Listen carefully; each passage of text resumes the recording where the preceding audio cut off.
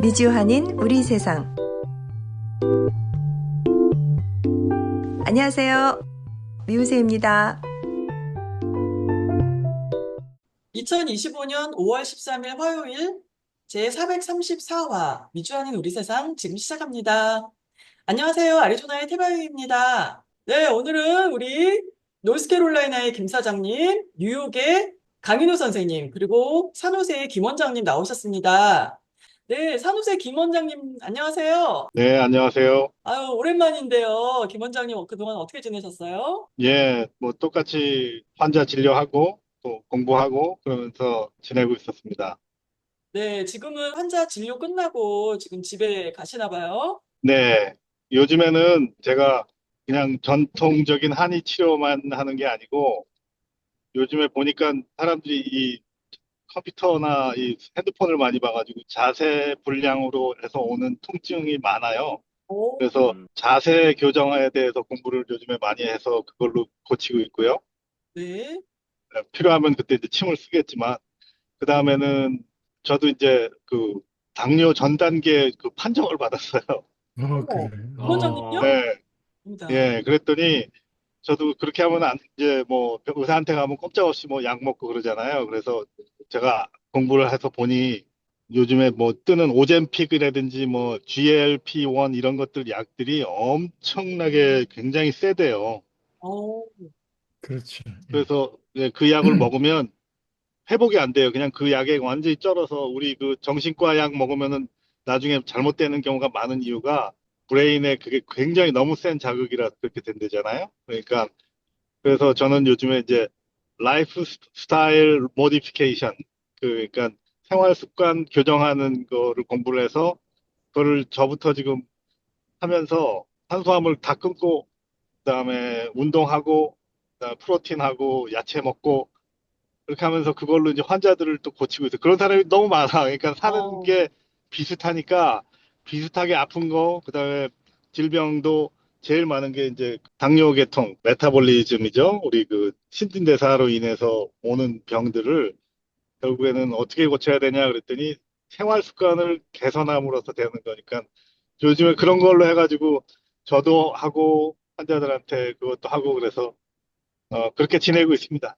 그러시군요. 먹는 거, 마시는 거, 자는 거, 뭐 그렇죠. 그런 것 때문에 대부분 다들 당뇨 다 갖고 있고 혈압 문제 있고 간 문제 있고 상당수 그렇죠. 나이 들면. 예. 근데 하여튼 재미있는 뭐 게 예. 저는 몰랐는데 혈압이 높았거든요. 예. 근데 그게 혈압이 그냥 온 게 아니고 당뇨성으로 시작이 되려고 하니까 혈압이 올라간 거예요. 아, 그게 같이 그러니까 진행되는 거구나. 혈압약을 먹어도 별 그 원인이 되는 거를 터치하지 않으니까 그냥 너무 이렇게 혈압만 떨어져 있고 당뇨는 당뇨대로 진행이 되니 그래가지고 제가 여기저기 알아보니까 임뮤노 메타볼리즘이라고 그래요. 그러니까 같이 연결이 돼 있다는 거예요. 우리 몸이 당뇨나 또는 면역력하고 관계가 있기 때문에 그게 나빠지면 혈압이 올라간다는 거예요. 그래서 그거를 고치려면 결국에는 생활을 바꾸면 되잖아요. 약을 먹는 게 아니고. 그래서 약을 안 먹고 그걸 했더니 굉장히 좋아졌어요. 그래서 아, 그래요. 그렇군요. 예, 물론 초기에 문제죠. 초기. 아주 심한 경우는 안 되고. 네. 어, 나중에 우리 김 원장님 나오셔서 생활상에 우리가 그 습관을 고치면서 병을 고칠 수 있는 방법에 대해서도 한번 말씀 나눠주시면 고맙겠습니다. 오늘은 미우새에서 마련한 강윤호 선생님의 인문학 강의 빅 히스토리 네 번째 강의 들어보는 시간입니다. 자, 강윤호 선생님 안녕하세요. 예, 안녕하세요. 예. 네, 반갑습니다. 반갑습니다. 네. 네, 우리 첫 번째 강의에서는 빅 히스토리란 무엇인가, 그리고 두 번째 강의에서는 거시사점 관점의 혁명성에 대해서, 그리고 세 번째 강의는 니체 철학과 거시사였습니다. 오늘 주제는 어떻게 되나요? 예, 오늘 주제는 거시사적 동양학 방법론. 그래서 사례를 두 가지 정도 강의를 하려고 합니다. 리마인드하고 복습하는 그런 시간을 조금 갖도록 하겠습니다. 이 전체 5강의로 되어 있는데 그중에 네 번째, 거시사적 동양학 방법론. 이게 원래 동양학이라고 하는 것 자체는 거시사적인데 그러나 이 동양학이라고 하는 것이 거시사적인 그런 특성을 가지고 있음에도 불구하고 아직도 그 어떤 그 틀에 박힌 그 옛날 스타일의 공부 방법을 견지하고 있어요. 젊은 사람들이 한때 김용옥 선생 덕에 굉장히 많은 사람들이 동양학에 관심을 많이 가지고 있지만 그러나 여전히 동양학은 아직 오리무중이에요. 그 근본을 갖다가 이렇게 우리 걸로 체화시키는데 그래도 옛날보다는 굉장히 많이 좋아졌죠. 그래서 거시사적으로 동양학하기가 도대체 뭐냐 거기서 굉장히 중요한 핵심적인 문제들만 골라서 생각을 해보겠습니다. 지난 12월 3일부터 내란 상태가 진행되고 있었기 때문에 일상이 제대로 펼쳐지지 못했어요. 아마 여러분이나 저나 다 마찬가지 생활이 있었으리라고 생각해요. 뭔가 좀 잠도 부족하고 항상 그리고 항상 뭔가 좀 새로운 일이 일어나나 혹은 이게 뭐가 어떻게 안 되나 좀 빠르게 좀 이렇게 끝내지 않나 하는 그런 조바심 때문에 굉장히 애를 많이 썼는데 그래도 6개월 동안 이제 조금 끝이 보이는 것 같지 않습니까? 예, 이런 얘기가 있어요. 니체의 말 가운데 위기를 자각한 민족은 그 민족의 천재를 창조해낸다. 사실은 이 말을 어떻게 번역했냐면 그 민족의 천재성을 창조해낸다라고 번역하는 걸 우리 낫고 그 민족의 수호신을 창조해낸다. 수호신이라고 그래요. 이 게니어스 독일어로 천재라는 말이 수호신이라는 뜻이 있거든요. 위기를 자학한 지금 상태로 계속 6개월을 지금 지내왔습니다. 그래서 뭔가 이걸 위기를 타개하기 위해서 애를 써왔는데 그 애어 써온 하루하루가 정말 험난한 길이었죠. 지금 우리는 우리의 천재를 만들어내고 있는 중이라 이거예요. 저희도 여기서 이렇게 헷갈리기 쉬운데 이 천재는 개인으로서의 천재가 아니에요. 여기서 니체가 얘기한 천재. 굉장히 중요한 개념인데 종의 천재다 그러면은 개인으로서의 어떤 천재가 아니에요. 이거는. 집단으로서 만들어낼 수 있는 최고의 특질. 그래서 수호신이라고도 그걸 번역을 하는데 바로 그러한 천재를 민족의 천재를 만들어내고 있는 중이다 이거예요. 이재명으로 대표되어 대통령으로서 이제 표현될 수 있는 그런 가능성 이것이 다 민족의 천재라 이거죠. 민족이 만들어내는 거라 이게. 인간 이재명이라는 인간 자체도 하나의 이재명이라고 하는 한 개인이 아니라 그 개인을 넘어서 이 민족 자체가 만들어내는 거라 이게. 앞으로 20일 뒤면 그 천재가 세상 앞에 빛을 발하면서 우리에게 다가올 것이다. 예, 진짜 독일어로 그 천재는 이런 계엄이라든가 예. 내란이라든가 뭐 사법부의 이런 반동 이런 것이 없이 아, 그냥 선거해가지고 대통령 되는 거랑 지금 이렇게 일주일이 멀다 하고 침이 바짝바짝 마를 정도의 긴장 상태, 불안 상태가 또 터지고 또 터지고 하면서 새로운 정부를 구성하는 것이 많이 다를 것 같아요, 확실히. 그게 아마 이런 뜻이 아닌가 생각되네요. 예, 바로 그런 거고 여기에는 또 신화하고 연결돼 있어요. 예. 그 천재가 결국은 신화를 만들어낸다 이게. 민족의 천재성이. 음. 그래서 지금 우리는 신화를 만들어내고 있는 중이라 이거예요. 우리들 자신이. 이 그리스 신화를 보면은 그리스 신화가 온갖 괴물하고 싸우잖아요. 예? 예. 그 괴물하고 싸우는데 기상천외한 괴물들이 나타나는 거예요, 계속. 근데 그럴 때마다 때려잡고 해가지고 최종적으로는 승리하는 괴물을 때려 죽이고 그리고 승리하는 그런 이야기가 신화가 되고 있지 않습니까? 예. 그 강인호 예, 선생님 전명이 그 예, 성함 앞에 예, 있는 말이 뉴욕 신화인데 예, 예. 연결이 그것도 돼 있는 이제 건가요? 이런 의미도 포함되어 있지만은 같은 의미예요. 한강이 생각하고 있는 사상이 니체하고 이게 닮았다고 그랬죠. 예, 지난번에 근데 말씀하셨죠. 문학의 최종적인 목표는 신화예요. 그리고 음, 문학성의 최종적인 목표는 신화야. 그리고 예술의 가장 최종적인 목표는 신화예요. 결국 우리는 인간의 정점을 향해서 가고 있다 하는 것은 신화를 얘기하는 거예요. 신화라고 하는 건 영원성에 대한 이야기예요. 그러니까 우리가 경험하고 있는 것의 영원성, 그거를 표현하고자 하는 것. 그것이 바로 예술이라고 한다면은 지금 우리 민족이 경험하고 있는 것 속에는 민주주의를 위해서 투쟁하고 있는 것으로도 표현되지만 민주주의라고 하는 것이 사실상은 그 고정된 개념이 아니에요. 그것이 끊임없이 새롭게 자기 변신하고 새롭게 정의를 내리고 하는 그런 과정을 겪는 건데 바로 이재명이라는 사람은 이 민주주의를 규명하는 철학을 터득한 사람이야. 이 사람이 정치는 국민이 하는 거라든가, 국민이 한다라고 하는 캐치프레이즈를 한다든가, 이거는 자기가 한다는 것이 아니에요. 예? 어떤 특출한 영웅적인 천재성을 가진 지도자가 나타나서 뭐가 끌어나간다는 그런 의미의 민주주의가 아니라 국민 전체와 더불어 하나가 돼가지고 일치가 돼서 이건 굉장히 이상적인 거예요. 그 모하메드 보면은 계속 그 죽을 뻔한 위기를 계속 넘기면서 결국 같은 막판에 영웅적인 그 예, 서사가 신화가 있죠. 되죠. 예, 예. 예. 그래서 신화가 비슷하네요. 되는 거예요. 예, 예. 예. 예수 그리스도 신화 같은 경우도 기독교에 결국 죽음의 과정까지 거치고 그 십자가를 지고 죽으면서 신화가 되는 거예요. 이게. 그 신화는 뭐 거짓말로서의 신화라는 뜻이 아니라 신화로 그건 사실로 믿어야 된다. 뭐 이렇게 얘기를 할 수 하고 있는 이 보수적인 사람들이 많지만 예. 그 뭐 그런 의미의 영어로 신화가 아니죠. 예, 모탈과 임모탈 뭐 예, 그거 있지 않습니까? 예. 끊임없이. 여기서 신화라고 하는 것, 그거는 니체의 말 가운데 그 말도 있어요. 한 민족의 가치를 결정하는 것은 그 민족이 경험한 것에 그 영혼성이 얼마나 묻어 있느냐 하는 것에 그 가치가 달려있다 이거야. 지금 우리는 바로 우리가 경험하고 있는 것 하나하나가 바로 어떤 그 영혼성을 만들 수 있는 민주주의를 새롭게 규정하는 그런 사건을 경험하는 거이고 우리가 그걸 만들어내는 과정 중에 있다 이거죠. 굉장히 중요한 그런 그 의식이에요. 자, 이거 제가 4년 전에 찍었던 이 꽃 피는 동영상인데요. 얼마나 아름답습니까? 이게 잘 보여요? 예, 잘 동영상? 보입니다. 예, 강 선생님께서 이렇게 봄의 꽃을 보면서 거기서 철학을 읽으시는 것 같아요. 예. 여기 그 국화협회서라고 하는 서정주 시가 있죠? 예. 저는 지금 요즘에 이제 지금 봄꽃을 기다리고 있는 건데 한 송이 국화꽃을 피우기 위해 봄부터 서쪽 새는 그토록 울었나 보다라고 시작하는 국화협회서의 라고 하는 그 시가 생각이 나지 않습니까?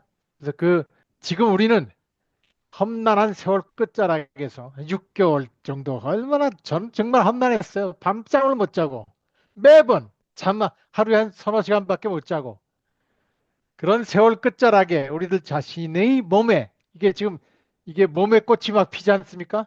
이게 예, 새싹나무라고 꽃이 하는 꽃인데 가지가 아니라 그냥 줄기 몸통에서 트렁크에서 그냥 기둥에서 예, 꽃이 막 기둥에서 나요. 바로 나네요. 예. 진짜 너무 신기하네요. 예. 굉장히 전 이건 어, 너무 신비스러웠어요. 어디서 찍으신 거예요?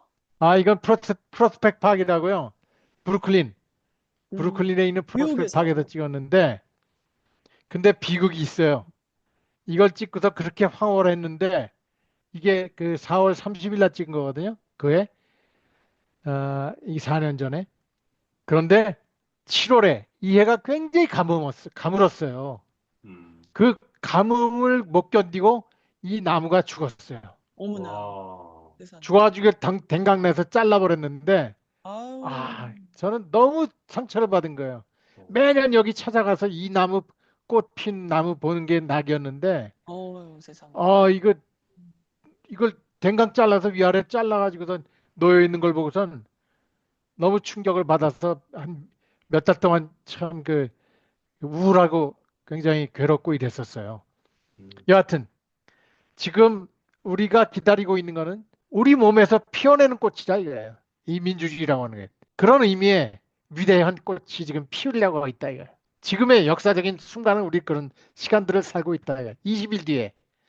저는 지금 20일이면 병아리 알을 품기 시작하면 21일 만에 이게 병아리가 낫지 않습니까? 저는 얼마 전에 그 3주 동안 그 병아리를 품어가지고 인큐베이터에다 넣고선 병아리를 싹을 내서 지금 그 해칭을 해가지고 지금 키우고 있어요.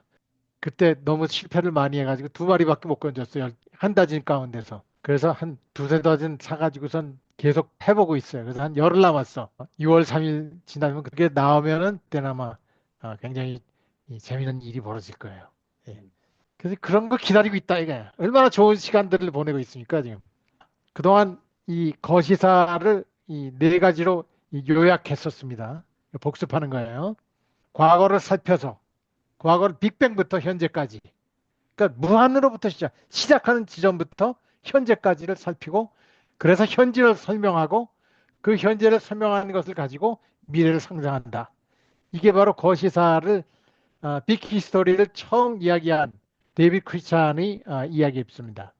그 다음에 두 번째는 나 자신인 우주에 관하여. 이거는 거시사의 핵심은 나 자신인 우주에 관한 이야기다 이거예요. 이건 거시사가 남의 얘기가 아니라 내 얘기다 하는 걸 얘기했고요. 세 번째, 우주사를 전체로서 파악한다 이거요. 하나하나 낱개로 하는 것이 아니라 전체로서 항상 낱개로 생각하는데도 전체의 맥락 속에서 본다 이거예요. 빅뱅으로부터 시작된 다 연결된 것이다. 그래서 하나를 봐도 꽃을 본다고 해도 빅뱅으로부터 시작된 지금까지 연결된 그 나도 똑같이 나는 나의 꽃망울을 피워내고 그 빅뱅에서 시작된 그 연결된 뿌리로부터 수많은 가지의 꽃망울들이 다 연결되어 있다고 하는 그런 의미에서 우주를 전체로서 파악한다 이래.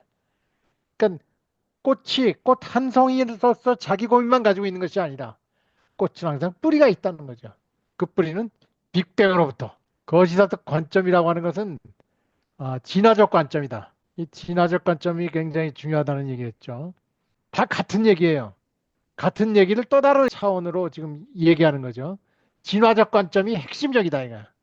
이 거시사적 관점이라고 하는 것. 나 자신 우주에 관한 이야기가 있었죠. 이게 지금 마르틴 하이데거라고 하는 사람은 언어는 존재의 집이라는 얘기를 했어요. Sprache ist das Haus des Dein. 언어의 본질은 나의 얘기라는 뜻이에요. 이제 거시사라고 하는 것은 나 자신인 우주에 관한 이야기다 라고 정의되고 있다 이거예요. 존재의 집이라 이거야.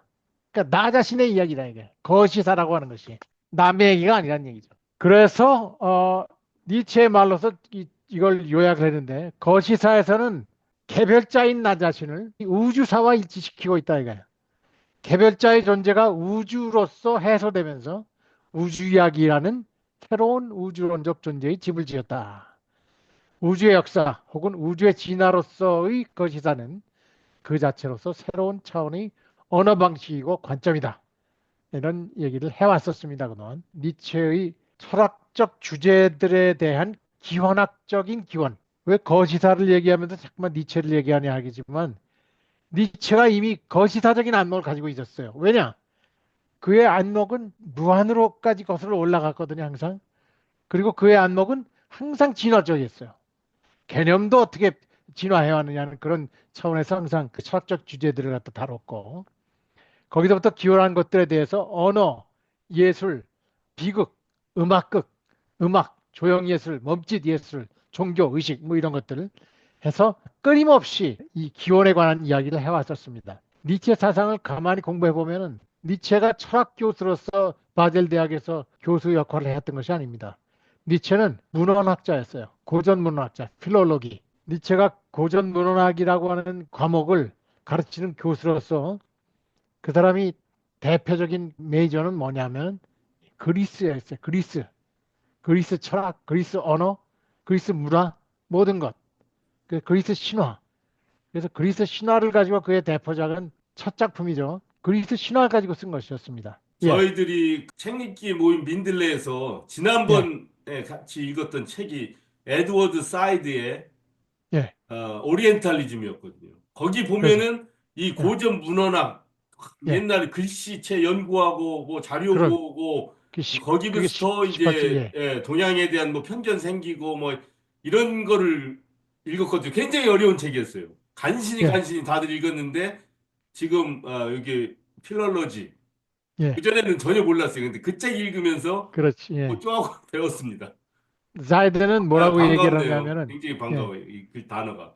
예. 그 문헌학에서 자이드가 비판하고 있는 거는 서양 사람들이 주로 서양 사람들의 얘기만 해왔다 이거야.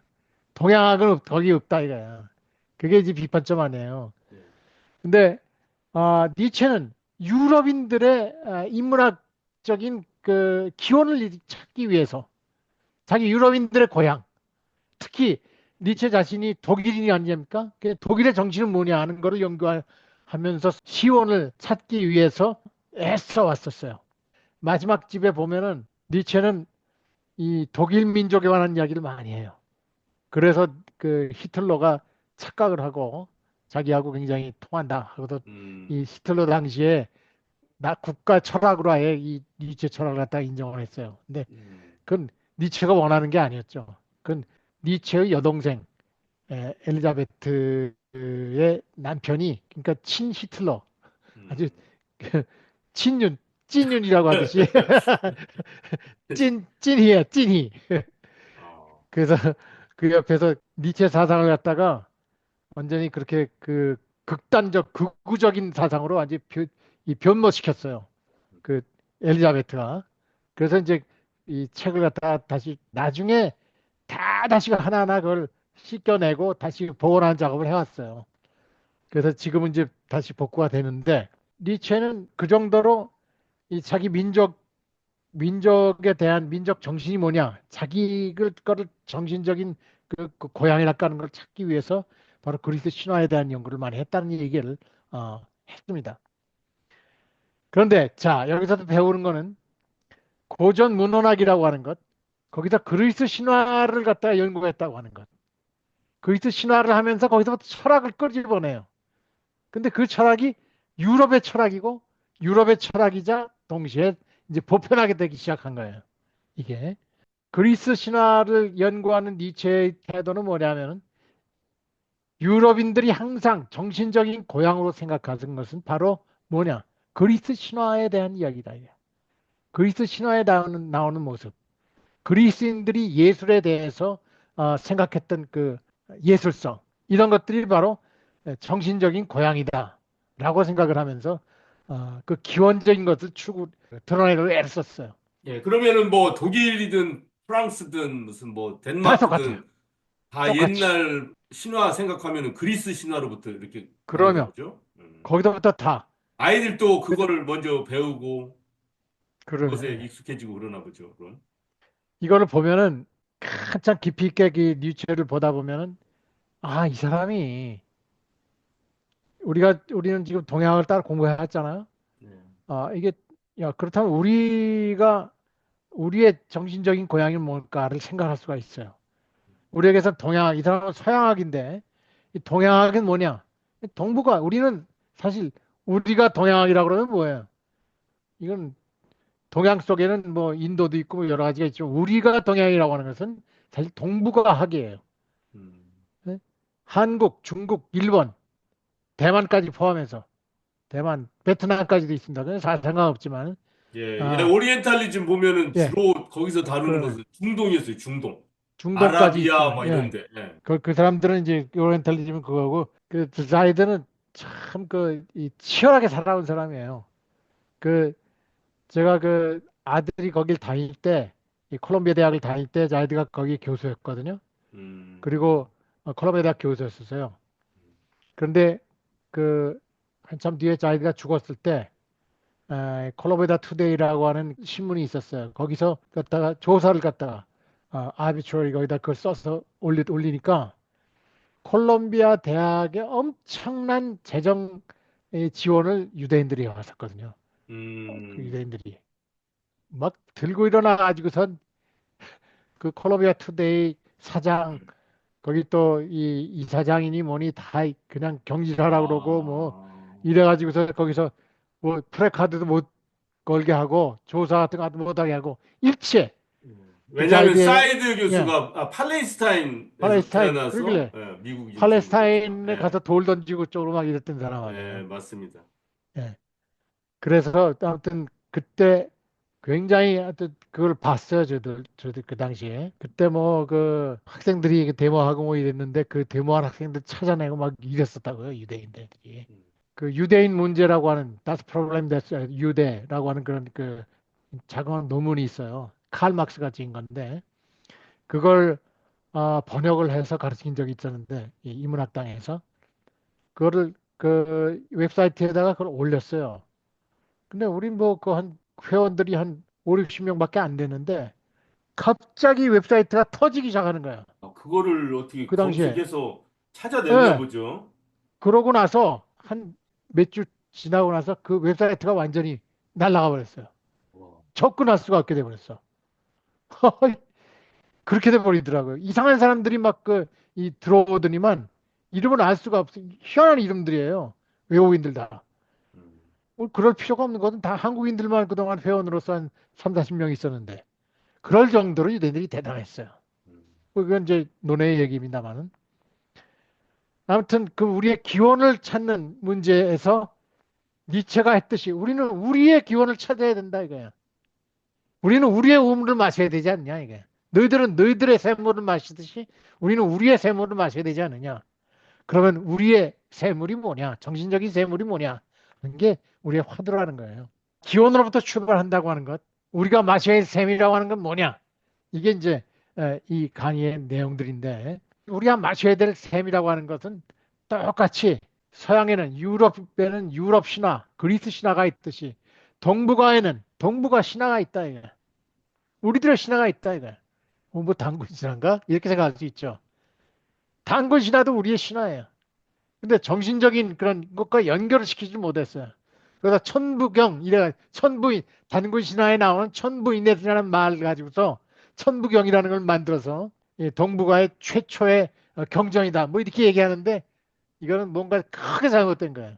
이건 혹시 여기 천부경에 대해서 다른 견해를 가지고 계신 분 계십니까? 제가 잘못됐다는 것을 말씀드렸을 때 좀 반감을 가지는 분 안 계세요? 해바님이 또 천부. 이런 거 잘 알지 않아요? 천부경은 지금 제가 지난달에 그 책을 이제 받아가지고 읽고 있는데 모르겠어요. 그냥 읽고, 아, 이렇게 생각했구나 정도지, 이게 뭐, 맞다, 아니다, 이거를 근거해서 이것까지는 저는 깊이는 안 예, 들어가 봤어요. 예, 고맙습니다. 예, 정직하게 얘기해 주셔서 고맙습니다. 저는 그 주역을 한 30년 하니까 이게 다 보이는 거야. 천부경 내용이 쫙 보여요. 주역에서 나온 게 딱 보여. 주역의 진화 과정을 알거든요. 그리고 이 중국 철학사를 공부를 해보면 어떻게 이 주역에서 비롯된 수많은 사상을 낳는가 하는 그런 과정들이 딱 나와요. 송이라고 하는 사람이 쓴 주역에 대해서 아주 발전된 그런 내용을 쓴 게 있어요. 거기에 무국사상이 나와. 그 무국사상의 한 아주 단편, 거기에 나와 일러 있고, 그리고 성리학의 출발점이 바로 되는 태극사상이라고 하는 태극 그 경전이라고 하는 것 안에 보면은 거기에 처음부터 태극이 무국이 나는 그 무국사상이 나와요. 바로 그 무국사상에서부터 시작해서 나온 건데 그 무국을 해석하는 이야기인데 뭘 해석하냐면은 제가 그 이 주역 신화라고 그랬죠. 거기에 두 가지가 있습니다. 보통 주역을 얘기할 때 두 가지 신화를 얘기해. 주역에 나오는 신화가 저게 하수와 하서 낙서라고 그래요. 낙서. 하수에서 나온 그 하서라는 게 있고 그다음에 이제 복희 씨가 발견했다고 하는 하도 낙서. 하도 낙서. 하수라고 하는 데서 하수라는 강 이름이에요. 그 강에서 복희 씨라고 하는 사람이 그 전설의 이 최초의 황제가 되는 사람이 있어요. 그 사람이 거북의 등에서 뭐 희한한 걸 봤는데 이게 숫자가 이게 미오묘하더라. 그래서 그걸 만든 게 하도 낙서. 그걸 하도라고 그러죠. 그리고 용마가 탁 나타나서 막 그 날아가는데 그 용마의 등에 보니까는 이 얼룩점이 막 있어요. 그래서 그 점을 갖다 그린 게 그 하도 낙서.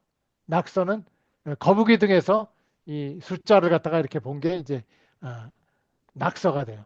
그러니까 하도 낙서인데 두 개가 복귀팔괴와 문왕팔괴라고 하는 그 괴를 가지고 만들 때 괴라고 하는 것이 뭐냐? 점을 칠 때 점을 치기 위해서 괴를 만들어야 돼요.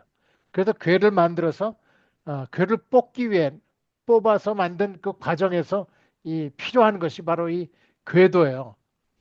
그래서 하도 낙서라고 하는 것이 꼭 필요한데 이것이 바로 신화의 이야기예요. 용마에서 발견한 것, 그다음에 거북이들에서 발견한 이야기, 거기서 신비스러운 숫자를 가지고서 그걸 그렸다. 그래서 그게 이제 주역 신화인데 거기서 그 숫자들을 가지고서 그 설명한 것이 바로 천부경이에요. 태극기에 그러니까 사괴 태극기가 바로 그게. 건군감이 있는데 거기에 하나씩 더 집어넣으면은 8괴가 되는 거죠. 지금 그거 말씀하시는 그러면 거죠. 음. 그거예요 바로. 그래서 우리는 바로 나라의 상징이 되는 국기가 바로 태극기예요. 그 태극기의 기본이 되는 것이 바로 주역이야. 근데 주역은 우리가 사람들이 접근하기가 힘든 것이 제임스 레게라고 하는 그 이 인문학자, 이 중국의 모든 고전들을 갖다가 그 번역을 했던 영어로 최초로 번역했던 이 예수의 신부가 있어요. 근데 이 사람이 주역만은 나중에 번역을 따로 했어. 너무 힘들어가지고 못하다가. 왜냐면 이거 귀신이 들었거든. 뭐 점치는 건 얘기가 나오고 뭐 이런 이게 나오니까는 이거 기독교인이니까 그러다가 이제 이걸 독일어로 이제 번역을 따로 해서 그 이제 서양 사람들한테 제대로 알려지기 시작했는데 여하튼 하도에서 어떻게 낙서로 진화 과정을 거쳤냐는 것이 바로 천부경인데 천부경이라고 하는 게 왜 위서냐? 저는 위서라고 생각하는데 위서지만은 의미가 있다 이거야. 어떤 의미가 있느냐 하면은 무국사상과 연결시켜 가지고 이거 나중에 여러분 혹시 천부경에 대해서 이거를 밝히는 하나하나 소상하게 밝히고 제대로 번역을 하는 그런 시간이 있으면 한번 같이 도전해 볼 만한데 그때 밝히기로 하고 여하튼 주역은 온갖 사상의 고향이 되는 시원이 되는 기원이 되는 그런 샘물이다 이거죠. 거기서부터 찾아야 된다는 얘기야. 아, 그러면은 예, 유럽에서 유럽 각국이 다 예, 그리스 신화를 예. 자신들의 철학의 기원으로 생각하듯이 이 동북아 특히 동북아를 중심으로 한 동양학에서는 주역을 그 철학의 근원으로 이렇게 생각하면 된다. 그런 뜻인가요? 그럼요. 주역이라고 하는 것이 그러니까 서양에는 그리스 신화가 있다면 우리는 주역이 있다 이거야. 네, 주역이 알겠습니다. 고전이다 이거야. 그래서 그 고전을 파고 제대로 해석을 하고 제대로 보되 거시사적인 안목으로 봐야 된다. 거시사는 여기서 문헌학적인 그런 관점에서 제대로 다 이 문헌 비판을 해가면서 볼 수가 있어야 돼. 그리고 고고학적인 걸 봐야 되고. 근데 그 고고학적인 것이 우리에게 턱 나타났어요. 그 전에는 1900년도 이전에는 전혀 그 고고학적인 사료가 없이 그냥 문헌만 가지고 있었어요. 전해져 내려온. 그냥 경만 가지고 그 여태까지 동양을 해왔던 거야. 그리고 아직까지도 우리는 그런 전통이 있어요. 근데 1899년도에 왕이라고 하는 사람이 각골문을 갖다가 이 뼈조각에서 이제 그 발견하기 시작하죠. 그래서 이제 각골에 이거 야 이거 한자의 기원이 되는 것이 여기서 나왔구나 하고 은어가 상나라고 하는데 은어에서 그 발견돼 그래서 은나라 혹은 상나라라고 그랬거든요. 각골문은 학계가 이제 형성이 되고 뭐고 한지 125년이 됐어요. 책을 엮었거든요. 50주년, 100주년. 그래서 그거를 살펴보니까 이 사람들이 엄청난 일을 했어요. 그동안 전 세계 학자들이 그걸 했거든.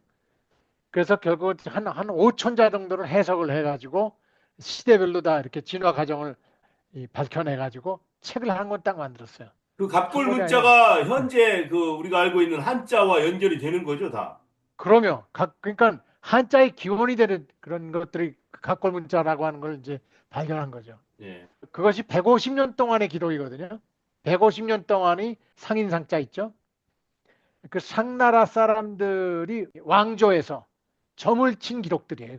이를테면 그 청와대에서 행정부의 그이 기록, 정부 기록물들이라는 거 있잖아요. 대통령이 하는 것들, 예. 지시사항들 기록도 뭐 하듯이 정책을 만들고 뭐하고 하는 거 다 기록하듯이 이게 그 당시에 기록물이었어요. 어떤 정책을 만들기 위해서 이거 다음에 어떻게 해야 될까? 어떤 문제가 생길 때 이게 도대체 무엇 때문에 문제가 뭘까 하는 걸 갖다 묻고 뭐 하는 걸 다 적으로 썼던 거야. 임금님 집을 뭐 이사 갈 때 그거를 가게 할 건가 말 거냐 이런 것도 그 갑골에 있다고 한번 뭐 그런 거죠. 본 것 같아요. 그 농사 질 때 혹은 어디 예. 전쟁을 하러 갈 때 예. 이게 전쟁을 해야 되냐 말아야 되냐. 예. 그리고 이제 누가 임금이 저기 그 뭐야 이빨이 아파 고통 속에 있을 때 이게 도대체 무엇 때문이냐. 그거를 이제 하고 막 별의별 게 다 있어요. 그리고 이게, 이걸 위해서 이게 아, 제가 듣기로는 이게 단순히 점 본다 이게 아니라 거의 통계 쪽으로 이렇게 보면 되고요. 자 그렇게 되어 있는데 이 사람들이 점치는 방식이 있어요. 그냥 한 가지를 갖다가 척해서 물어봐서 그 탁 나오면 답을 갖다 찾으려고 했던 것이 아니라 언제까지 비가 내린다 예를 들자면 비가 안 내릴 것이냐 내릴 것이냐 두 가지를 물어봐요. 똑같이. 그래서 안 내리는 것과 내리는 것 그걸 갖다 여러 번 해가지고 통계를 내요. 거기서 통계란 말이 나오는 거예요. 아. 근데 그게 이제 각골문의 그 점이라고 하는 것이 그 여러 번 치는 거거든요. 그게 그러니까 그냥 한 번. 재수대기가 아니다 예. 이거죠. 재수대기가 아니라 아니, 나름대로 한 번 하고 과학적인, 끝나는 게 아니야. 어, 점은 한 번 딱 칩딱 튀겨가지고 튀긴 방향으로 나오는 게 아니고 어, 그렇게 해가지고 가다 부와 이걸 갖다 똑같이 여러 번 해가지고 그래가지고 통계를 내 거기서. 음, 그래서 통계학이에요. 이게 맞아요. 이 점치는 방법에 대한 되게 것이 과학적이라 그러더라고요. 그러니까 과학적이라기보다 그게 바로 역형이상학의 시작이라고 얘기해.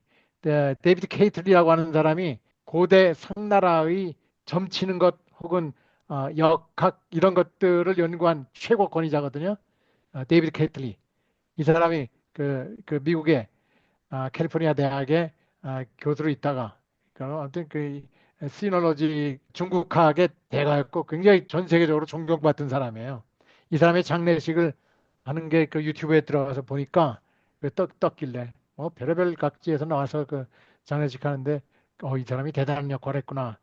이 사람 책이 저는 이제 이거 그 공부하기 위해서 책을 사는데 5천 몇백 불이라고 하는 거야 이게. 어, 미치겠더라고요. 음, 책 한 권이 5천 몇백 불이야. 오, 사는 사람이 없으니까. 근데 어디 또 막 찾아보고 모으니까 4, 500불 하는 게 있어요. 그래서 낼름 샀지. 음, 그 4, 500불짜리 산 게 있어요. 그것도 복사한 거예요, 그냥. 그렇게 그 규정한 자료들인데 점치는 것에 대한 상세한 그런 과정들이 소개가 되고 있어요.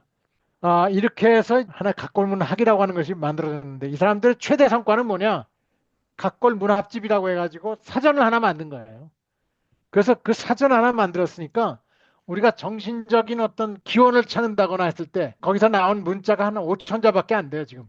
해석해 놓은 게. 그 5권으로 되어 있는 문합집이라고 하는 그걸 해석해 놓은 자전이라고 하는 게 5천 자밖에 안 돼요, 아직. 각골문에서 찾는 주역의 기원 이래 가지고. 제가 한 8번에 걸쳐 가지고서 강의를 한 적이 있는데 하나 대표적인 사례예요, 이게. 이게 바로 뭔 것 같아요? 잔에다가 다른 잔이 두 다른 거 개인데 같죠. 병에서 예, 잔으로 뭔가를 예, 따르는 것 같은데요. 예. 바로 술이나 맞습니다. 피를. 예. 이게 바로 역자라는 것이에요. 역자. 주역할 때 역 있죠? 예, 예. 역. 그 역자예요, 이게. 이게 어, 역의 기원이야. 여기 바로 각골. 주역이라고 한자 바로 위에 써 예, 있는데 그 예. 역자가 여기서 나왔다. 역자가 저건 예, 바로 비슷하네요. 이 맞네요. 글자예요. 예, 예. 맞네요. 이렇죠? 이게 어떻게 진화가 되는지 한번 봐요. 이게 각골 문자전이거든요, 역자가. 여기. 음, 여기 보면은 빨간 것 표해놨죠, 이게. 예, 예. 빨간 거 표해놓고 그 역자에 이 밑에 있는 거 쫙 다. 근데 다 이게 각골 문자인데 이게 진화가 어떻게 되냐면은 이 술자 안에 술병에 밑에 점이 2개 있죠. 그게 예, 바로 손가락으로 돼 있어요. 이렇게 보면은 여기 밑에 여기 손가락으로 돼 있는 게 있죠. 예. 밑에 십자같이 이렇게 된 게 있죠. 병 밑에. 그게 2개의 손으로 받치고 있는 거예요. 음, 2개 손으로 받치고 있는 모습이에요. 2개 손으로 받쳐서 이 잔에다가 붓는 거예요. 근데 그것이 술병의 손잡이와 그다음에 그 술이 따라져 내려가는 그 흐름, 예. 그 물, 그 2가지가 합쳐져서 역자가 된 거예요, 이게. 그 뜻은 뭘까요? 이렇게 되면은 뜻은 이게 두 손으로 잔을 갖다가 따라놔서 제사 지내는 거라고 그래요, 첫째는. 아, 제사 지내는 형태라 이게. 두 손으로 하니까 되게 정성껏. 음, 정성껏 두 손으로 하고 어떤 거 보면은 두 손으로 따고 두 손으로 받는 게 나와요. 병과 잔에 모두 두 손으로 하는 게 나와. 음. 이게 역자야. 근데 재밌는 거는 이 전통이 이 역자에서 줄사자가 나와요. 조개패 옆에 쉬울 이 역자 이게 들어가면은 바로 줄사자가 돼. 줄사자 드리다 하사한다 할 때, 예. 예 임금님이 하사다 할 하사했다 때 할 때, 예 이게 준다 드리다 뭐 이런 뜻으로 바꿔지는 거예요 이게. 음. 그러니까 이게 그게 비슷하네요. 조개를 두 예 손으로 이렇게 예, 준다, 예. 따른다, 드린다. 그런 의미인데 음, 이건 이제 굉장히 여러 과정을 거쳐서 제가 연관 결과에 이게 가운데 바로 이 주역에 두 손으로 따르는 거죠 이게. 역자, 예. 예, 역자가 가운데 있고 여기서부터 나왔다 이게. 음, 예? 이 과정을 갖다가 쭉 설명하면 이 안에 역을 갖다가 쭉 문헌을 전체를 다 조사를 했어요. 동양 사상에 역이라고 하는 말 글자가 나온 것들 맥락들 다 음, 보니까는 음, 주역의 계사전에 엄청 나와. 그 85%가 나와. 모든 역자에. 거기에서 그 나오는 것들이 다 존경하고 거기 이 정성을 들여서 따른 거 아니에요, 이게 지금? 정성성이 나오죠, 여기서.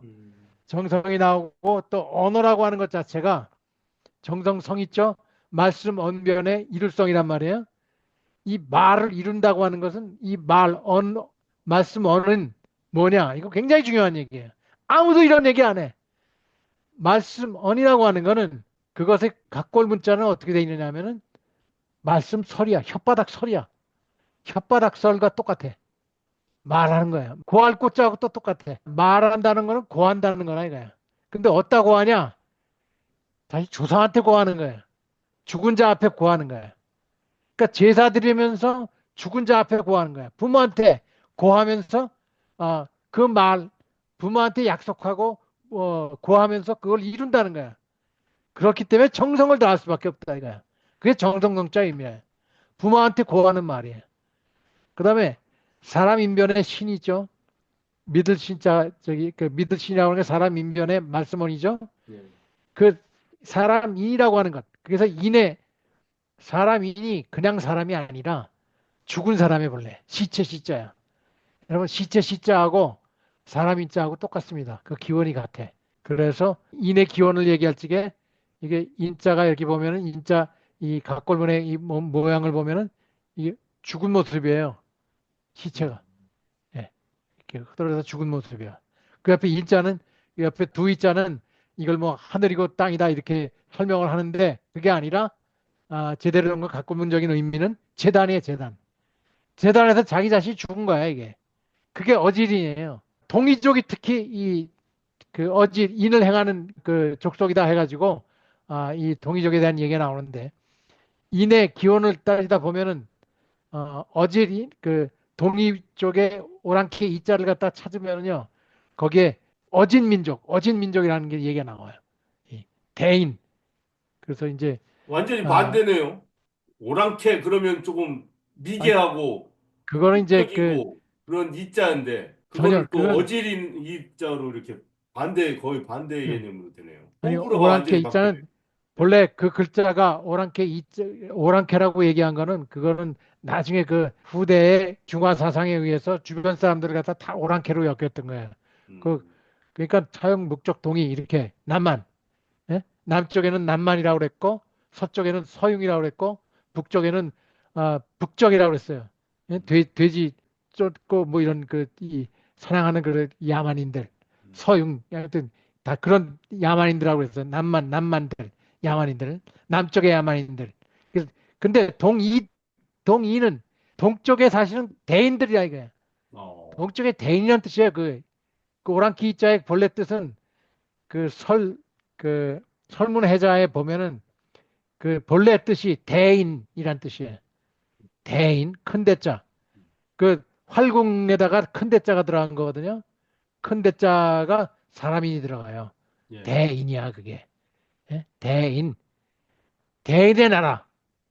그래서 그 군자가 죽지 않는 나라라고 해서 공자가 얘기하기를 자기는 늙어 나중에 동의에 가서 말년을 보내겠다 하는 그런 얘기가 나오고 있어요.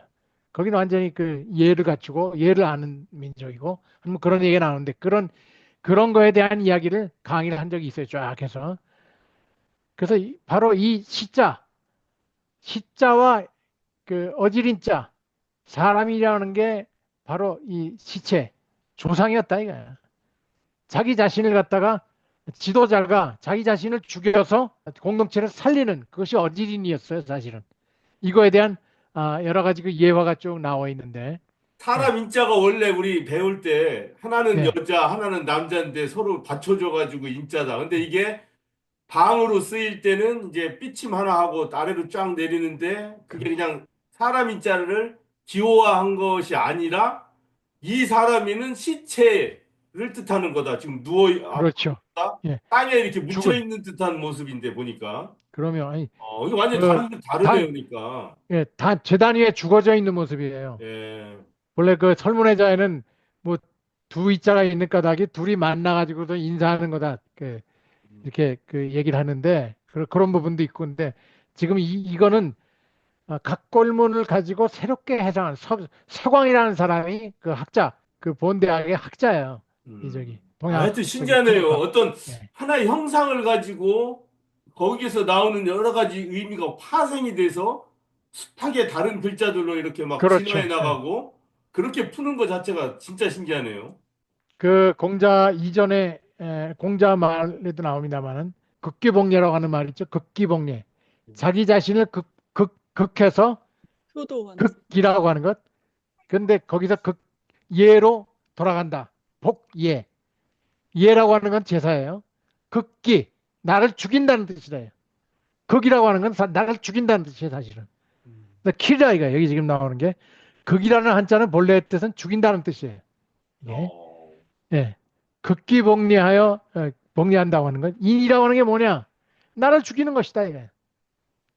근데 그 나를 죽인다고 하는 것, 그 여기 곳곳에 바로 이 사례들 가운데 공자 이전에 인에 관해서 사용된 용례가 바로 지도자가 자기 스스로 목숨을 끊지 못한 것을 가지고 인을 이루지 못했다 하는 그런 그 평가를 하고 하는 그런 모습들이 나와요. 좌전에 보면은 수많은 사례들 이야기들이 나오고 있는 걸 볼 수가 있어요. 여하튼 뭐 이런 그 영양에 관한 이야기, 그 왕에서 쫓겨난 영양이 그 죽지 못하고 뭐 제대로 하지 못했다고 하는 그런 얘기라든가 굉장히 많은데 사례들이 이렇게 해서 우리가 여러분 그 노노 맹자 우리가 사설하고 흔히 얘기하는 노노 맹자 중용대학 이런 게 있지 않습니까? 이게 보통 이렇게 동양학이라면 이게 네 가지 책을 얘기하고 그다음에 삼경을 또 얘기하기도 하는데 시, 서, 시경, 서경, 역경 이렇게 세 가지 이렇게 해서 동양학 그러면 이 세 가지 경과 네 가지 서 이걸 갖다가 읽는 게 동양학이다 이렇게 얘기를 하는데 이거를 읽기 위해서 해석하기 위해서라도 주역을 알아야 되고 그것이 주역으로부터 나왔으니까 그 주역을 공부하기 위해서는 사실 주역의 핵심적인 내용을 그 전하고 있는 주역 가운데서도 주역이 또 있어요. 주역을 전체를 다른 걸 보면은 전혀 알 수가 없어. 점치는 것밖에 잘 이거 뭐 도대체 뭐 괴가 어쩌고 저쩌고 이런 걸 몰라요. 그렇지만은 그 중에서 이걸 형이상학적으로 해석한 것들이 있어요. 그게 뭐냐 주역 가운데서 계사전이라고 그래. 다 같이 한번 따라서 해보세요. 계사전, 계사준, 예사전, 계사전. 계사전, 계사전. 예, 주역 가운데 그 설명한 부분이 있어요. 뒷부분에 가면은 11번째 11개의 그 12기라고 하는 것이 있는데 그게 공자가 썼다고 전해지는 것이에요. 공자가 주역을 해석한 거라고 생각하면 돼요. 근데 공자가 썼다고는 우리가 생각지 않은데 공자의 학파들이 제자들이 공자의 사상을 더 첨화하고 이 발전시켜 가지고 쓴 것이 바로 계사전인데 거기서 해석한 것이 바로 핵심 중에 핵심이에요. 중용대학이 바로 이 계사전에서 나오는 얘기들이에요. 핵심적인 형이상학이 나오는 거예요. 공자하면 유학인데 이제 그 그러니까 유학이 유학이죠. 주역에서 나온다. 주역에서 나오는 거예요. 예. 거기서 이 점이랄까 하는 것들이 나중에 극복이 되고 점을 갖다가 그 당대에 맞고 있는 상황을 해결하기 위한 시대의 하나의 방편으로서 이제 이어져 내려왔었는데 민간에 굉장히 그날 그야말로 점치는 하루하루 점치는 그런 재료로 사용해 왔었는데 사상을 했던 사람들, 철학을 해왔던 사람들, 그걸 가지고 예술을 해왔던 사람들, 형이상학적으로 굉장히 고양된 수준의 동양학은 바로 이 점을 뛰어넘어서 이 바로 형이상학으로 넘어가서 철학으로 넘어갔던 거예요. 그게 바로 계사전이라고 하는 공자의 사상이 바로 주역 사상의 핵심이 되고 있다 이런 얘기죠. 그 동양학을 거시사적으로 하는 방법, 주역 공부하는 것, 주역 공부하되 계사전들 제대로 공부하는 것.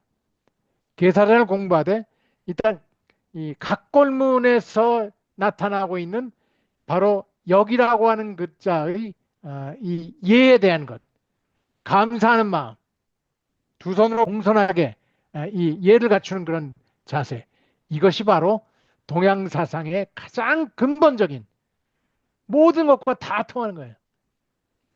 그런 내용이다 하는 것이 이제 핵심이었습니다. 여기 보면은 감통고지역도 이건 제가 만든 건데 이게 다시 돌아와서 이걸 보면은 가운데 이 바로 이 존경을 다해서 정성을 다해서 이 잔을 따른다 하는 것 그리고 신뢰와 존경과 감사의 사상이 나오고 경사상이 여기서 나와요. 그다음에 점사상이라는 것도 여기서 나와요. 점이 그냥 점치는 게 아니라 주자의 주역대전에 보면 주자가 쓴 뭐 점칠 때 맨 처음에 치는 요령, 점을 치기 전에 어떻게 정성껏 마음을 가다듬는지 하는 것에 대한 얘기가 나와요. 그 제사 사상이에요, 이건 사실은. 점은 자기 조상에게 묻는 거기 때문에 그 조상에 대해서 제사를 지내는 거예요, 이게. 점이라는 게.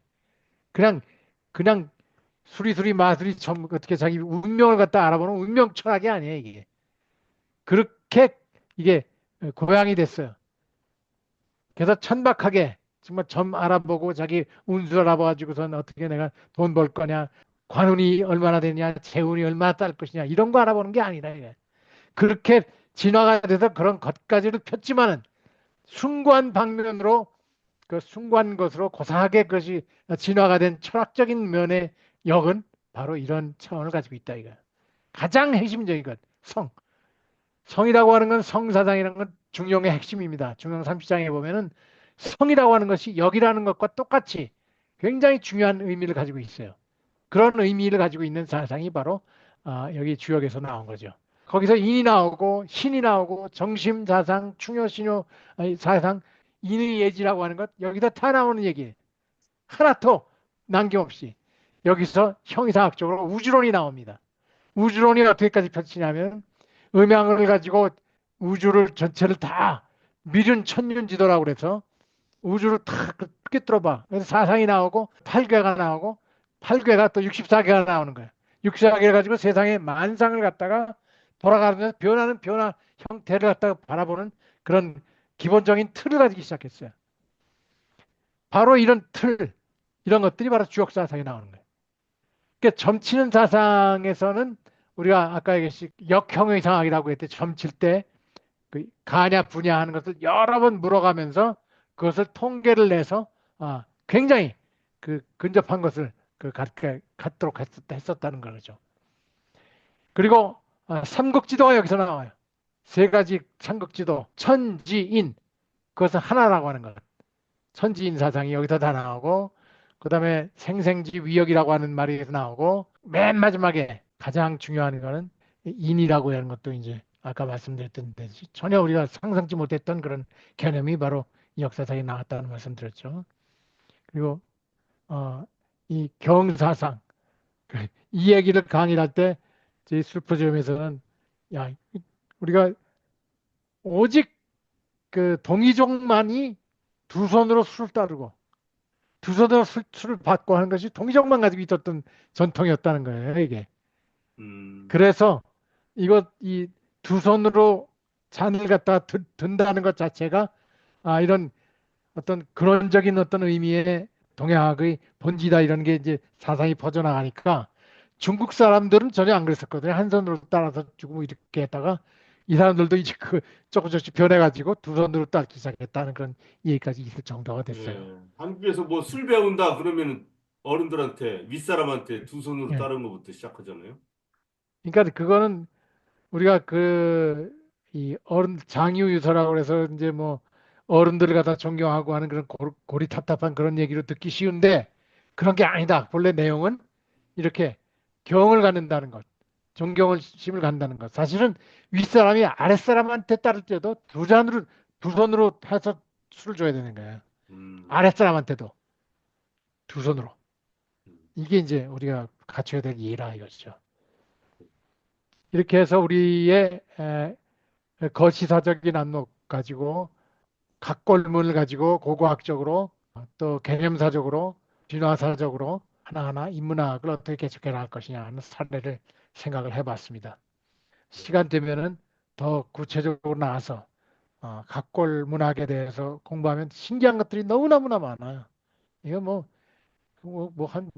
무궁무진해 이 얘기 재료들이 나오는 것들이. 근데 제가 느끼는 거는 이런 형상을 가진 글자를 가지고 생각을 하면서 다른 개념이 생기지 않습니까? 이렇게 어질다는 그렇죠. 개념, 예, 공경한다는 개념, 자기 자신을 이긴다는 개념, 뭐 이런 거를 풀다 보면은 그걸 또 뭐 누군가는 수많은 사람들이 이런 거를 반복해서 생각해보고 또 남한테 얘기해보고 그야말로 노동의 진화처럼 계속 이런 것이 반복되면 나중에는 일상생활 사람들은 그냥 뭐 막 농사짓기 뭐 내려가기 바쁘고 뭐 과일 따러 가기 바쁠 때 이런 기원을 아는 사람은 요거에 기본으로 해서 생각을 하게 되잖아요. 네가 지금 그럼, 예. 과일을 따러 가지만 생각해 볼 게 있단다. 뭐 이렇게 하다 보면은 그게 결국에는 앞날을 예측하는 거고 내 삶을 한번 다시 한번 점검해 보는 기틀이 되고 그러다 보면 미래도 예측하고 지금 삶이 방향이 맞다 틀리다 잘못되고 있다 잘 되고 있다 이렇게 자꾸 얘기도 해주게 되고 뭐 이런 식으로 쭉 거시사적으로 가는 게 아닌가 뭐 이런 그러면 아주 생각이 정확하게 드네요. 잘 예. 정리를 잘 해주셨고, 이 뭘 하든지 근원으로부터 시작한다 생각한다는 것, 이것이 가장 첨단적인 거예요. 근원으로부터 시작해서 생각한다는 것. 그러니까 민주주의를 얘기한다. 제가 맨 처음에 민주주의를 새롭게 규정하는 일들이 막 벌어지고 있다 이거예요. 그 현장에 있다. 전 세계적으로, 인류사적으로 이런 일들이 없을, 전례가 없을 정도로 전무후무한 그런 새로운 일들, 그런 위대한 일들, 위대한 꽃이 지금 피고 있다 이거예요. 그러니까 우리가 거기 동참하고 있다 이거예요. 법도 그래요. 네. 지금 뭐 여기서는 저렇게 해석하고 검사가 어떤 거는 기소하고 어떤 건 안 하고 뭐 판사가 어떤 거는 이렇게 판결하고 어떤 사람은 저렇게 판결하고 이러다 보니 법에 대해서도 자꾸 다시 한번 생각하게 되는 거잖아요. 그러면 그 근원이 뭔가 도대체 이 법이라는 게. 근원으로부터 시작해서 생각한다는 것이 바로 철학이에요. 네. 그리고 그걸 더 철저하게 과학의 모든 성과와 더불어 하는 것이 거시사고, 거시사에서 참 그 빅뱅 모든 존재가 이 입자로부터 하나의 입자 크기만한 데서부터 시작됐다고 하는 것. 모든 게 거기서 나왔다는 거 아니에요. 동일하게 다 거기서 나왔다는 거 아니에요. 이 사상은 굉장히 중요한 내용이기도 해요. 네, 우리는 아무튼 신화를 만들고 있어. 네. 네. 아유, 아유 진짜 네. 너무 멋있네요. 아니 이 굉장히 지금, 좋은 내용인데 더 많은 사람들이 진짜 이거 좀 이해하고 듣고 했으면 예, 좋겠어요. 그리고 나는 저는 지금 네. 또 깨달은 게 뭐냐면, 그 주역에 대해서, 주역이 저는 이제, 아까도 그 강인호 선생님 말씀하신 것처럼 단순히 점쳐 갖고 내가 돈을 얼마 벌 거냐, 뭐 관리에 오를 거지, 이게 아니라 이제 그 확률로 내가 이제 더 뭘 조심해야 되느냐, 뭐 이런 것이고, 또 결국에는 그 우리 그 인자, 그게 뭐 남과 여, 뭐 음과 양, 이것이 아니라 시체, 그러니까 그게 조상이잖아요. 우리의 부모, 그러니까 우리의 근원. 그것을 알고자 하는 것이라는 게 지금 알게 됐어요. 그래서 굉장히 신기하네요. 인자 하나도 단순하게 그게 아니었다는 거. 네, 그래서 오늘 참 유익한 시간이었습니다. 나는 또 그래, 어떤 우스갯 음. 소리 비슷한 건데 우리 동네에 니콜라스라고 하는 분이 이제 그리스계 미국 사람이거든요. 그 저한테 저하고 굉장히 친해요. 말도 재밌게 잘하고 그 가족 전체를 다 알아요. 근데 그분들이 부인이랑 딸이 팜 리딩을 하거든. 팜 리딩? 손바닥 그게 그 사람 직업이에요. 남자분은 뭐 중고차 팔기도 하다가 어떤 때는 아스팔트 깨진 거 고치는 작업, 막 실링 작업 그런 것도 하고 이것저것 하는데 어, 또 그 집 마나님은 그 팜 리딩 손바닥 읽는 거 있잖아요. 예, 손금보기. 예. 손금? 어머, 예, 그런 게 그래서 나는 있어요? 항상 그 나라도? 그리스 철학하는 사람은 이 손금을 보는 걸로 가는구나 하고 아, 이게 그러니까 와, 그거 전 세계에 생각하면 있구나. 이거랑 비슷한 거예요. 야, 주역이라는 철학이 있는데 거기도 그리스 철학이 팜 리딩 손금 보는 걸로 어. 갔지 않습니까? 그러니까 그렇듯이 다 예, 있구나. 그러니까 그 저기 주역도 이게 그 과거 시험 있죠. 조선시대 과거 시험의 한 과목이었어요. 그만큼 중요한 거였고 이게 뭐 단순히 진짜 그게 아니라니까요. 그러니까 이게 굉장히 뭐 높고 낮고 수준이 높고 낮고 뭐 이거보다는 생활상의 하나의 어떤 반 오락, 반 문화, 반은 오락이고 반은 좀 문화, 반은 재미. 민간 예. 주역서가 음. 그 생존할 수가 있었던 것은 진시황 때 그 분석행위라는 말 들어봤어요? 예, 예. 못 책을 다 들어봤어요. 태웠죠. 예, 유서에 대한 것, 갱유라는 게 유를 갖다 땅에 묻었다는 뜻인데 모든 유인들, 유학자들을 갖다가 땅에다 묻어서 죽였어요. 그리고 음. 책을 다 태워버렸어. 모든 그 책을. 제자 백과 시대에 있던 모든 책들을 다 태워버렸어. 왜요? 그런데 이제 하나로 통일하겠다 해가지고 법과 책들을 뭐 몇 가지만 남겼어요. 근데 그 예, 중에서 살아남은 왜냐면 게 자신이 주역이었어. 통치하기, 통치하기 위해서. 통치하는데 예. 자꾸 어, 반대하고 그런 사람들이 있으니까, 근데 예, 어, 주역은 살아남았어요. 그중에. 왜냐하면 주역만. 이거 점점 다 민간을 위해서 그냥 필요한 거니까 예. 그거는 이거 괜찮다. 하나의 어, 문화학적으로 보는 게 좋을 것 같아요. 예를 예. 들어 뭐 장기판이라든가 뭐 오목놀이라든가 이런 것들은 어떤 그것도 근원을 따지면 어쩌면은 그런 철학에서 나왔을지도 몰라요. 근데 그게 그건 놀이로서 할 수 있지. 놀이로 그러니까 변화되고 하나의 이 뭐 사람 점이라고 하는 것이 예, 거기에 점을 갖다가 제사를 보고 예, 제사를 갖다 인간의 종교적인 어떤 그 행위로 봤을 때 거기에 인간을 갖다가 숭고하게 만드는 그런 그 요소가 있어요. 왜냐하면은 존경하는 마음과 감사하는 마음 이런 것들을 충분히 거기다 발휘해야 되는 거니까 그렇죠. 그런 의미에서 점이라고 하는 것도 내가 알고자 하는 알 수 없는 그 현실에 대해서 미래를 갖다가 묻는 마음이 있을 때 그야말로 기도하는 마음으로 자기 조상에게 묻는다고 하는 것 혹은 기독교인 같은 게 하나님에게 묻는다고 하는 것. 이 동양의 종교는 바로 조상신이에요. 그 조상이 바로 그 나의 부모가 돌아가시고 오랜 조상이 낳고 그랜 페어런츠가 나중에 이제 조상이 되는 건데 놀라운 일들이 있어요. 고고학자들이 은어에서 여러 가지 저걸 발굴을 했는데 특히 그 동이족들의 장례 습관들 가운데 두 번 장례를 치른 거예요, 이 사람들이. 오래 전에 죽은 그 묘를 갖다 다 파가지고 뼈를 갖다가 모아요. 모아가지고서 두 번째 장례식에 세컨 휴네를 또 했어. 음, 왜냐? 두 번째 휴네를 하는 거는 그전에는 이제 개인적으로 부모, 할아버지, 할머니고 증조 할아버지고 뭐 이렇게 되다가 그걸 계산할 수 없는 지경이 되면은 그러한 조상들을 따로 모아서 신이 되는 거야. 조상 신이 되는 거야. 그래서 제너럴라이즈 하기 시작하는 거야. 그래서 하늘이 되는 거야, 그때는. 그래서 천신이다 이러면은 천신이 바로 조상신이에요, 사실은. 이제 그게 더 이상 땅에 묻혀 있지 않고 이제 진짜 하늘로 올라가셨다. 일반적인 제너럴라이즈한 신이 되는 거야. 그걸 제너럴라이즈 거꾸로 얘기해서 제너럴라이즈 된 신조차도 사실 거꾸로 우리가 부모처럼 생각하는 거야. 그게 이제 사실은 기독교의 신이라고 하는 게 인격신으로서 딱 아예 처음부터 나오지만은 거기도 똑같이 동양 같은 경우에는 아예 처음부터 이 조상신으로 이렇게 부모, 형제 이렇게 해서 그 의식을 가지고서 조상신으로 이렇게 넘어가지만은 기독교의 하나님 개념이 진화된 그 과정들은 그것도 좀 각 지역마다 사막에서 혹은 유목민으로 광야에서 지내던 그 사람들의 하나님 사상이 의인화됐을 때, 천둥번개가 의인화됐을 때, 악이라든가 어두운 세력이 의인화됐을 때, 이런 것들이 악마가 되고 또 이런 것들이 어떤 선한 우리가 바라는 것들의 최고선 상태, 의인화시켰을 때, 그게 서양의 기독교예요. 동양의 신은 거기도 조상신이라고 하는 의미에서 의인화가 된 거예요, 결국은. 그러니까 그래서 의인화라고 하는 과정을 거치지 않으면은 예, 종교가 있을 수가 없는 거예요. 그래서 여쭤볼 게 있는데요. 그럼 예. 그 공자가 효사상이 아주 지나칠 정도였잖아요. 너무너무 심했잖아요. 3년상가? 3년 동안 그 자기 부모 시체를 지고 다니면서 그렇게 했잖아요. 그 공자가. 근데 그것도 공자가 연관이 있는 거예요, 그게? 아니, 공자가 그렇게 하지 않았죠. 누가 그렇게 얘기해요? 제가 그때 그 공자 춘추를 몇 년 전에 봤는데, 그 공자가 그 자기 부모님이 돌아가셨어요. 그러니까는 부모 그 시체를 지고 계속 울면서 이제 자기 그걸 하는 거예요. 그 효를 보여주는 거죠.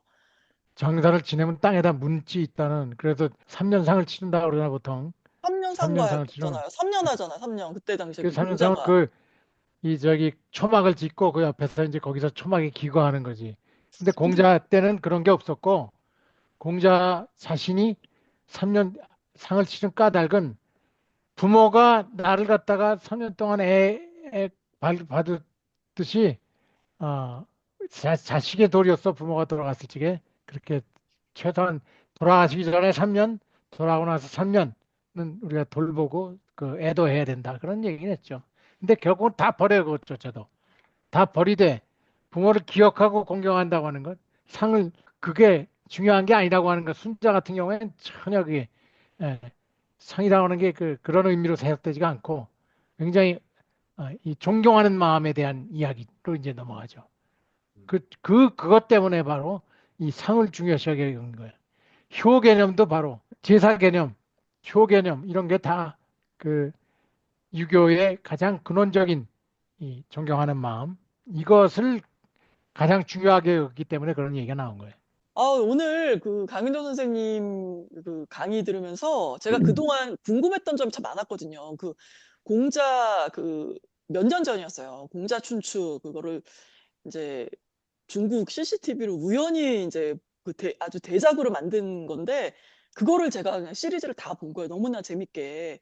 그 전에는 사실 공자에 관한 스토리를 책으로 읽고 단편적으로만 읽어가지고 이게 연결이 안 됐는데 그래서 그게 참 그걸 보면서 궁금한 점도 많았고 이게 왜 저렇게 했을까? 너무 이해가 안 되네 이런 얘기가 많았는데 강인호 선생님 그 강의를 들어보니까 좀 이해가 돼요. 아, 그때 그래서 그랬구나. 그때 당시 사람들이 이런 사상을 갖고 있었구나. 그랬고 결론적으로는 그 우리의 그 조상, 그러니까 우리의 그 인문, 우리 인권, 우리의 그런 것들에 대한 깊이 있는 그런 마음을 갖고 있었다는 게 참 저는 그런 걸 많이 느꼈어요. 오늘 잘 들었고요. 그동안 강의 준비하시느라고 수고 많으셨습니다. 오늘 강인호 선생님의 4번째 인문학 강의는 여기서 마치도록 하겠습니다. 네, 고맙습니다. 아주 잘 들었습니다. 잘 네. 배웠습니다.